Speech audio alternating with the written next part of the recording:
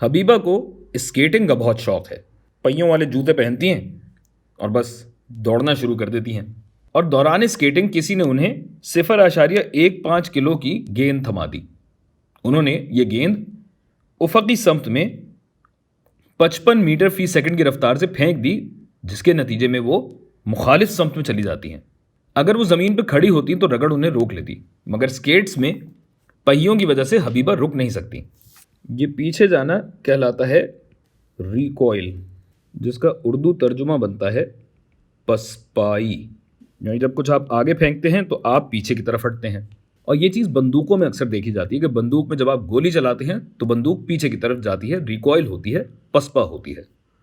अच्छा, अब आप ये जान चुके हैं कि उसूल बकाए मिक़दार हरकत यानी principle of conservation of momentum, principle of conservation of momentum के बायस ऐसा होता है। तो अब जल्दी से वीडियो रोक कर हबीबा की रिकॉइल वेलोसिटी ढूंढिए। कर लिया? इतना जल्दी? चलें आपके जवाब की तस्दीक कर लेते हैं।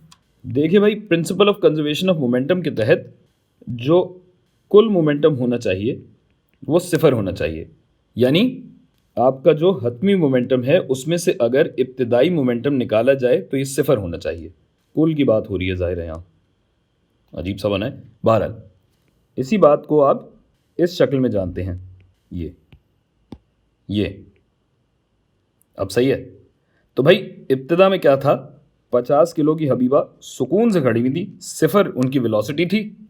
फिर किसी को यह सूझा कि 0.15 किलो की गेंद उनकी तरफ बढ़ा दें, जो हबीबा ने भी 55 मीटर फी सेकंड की रफ्तार से आगे फेंक दी, जिसकी वजह से हबीबा की पसपाई हुई 50 ज़रब VS/VR, जो कि हमें निकालना है।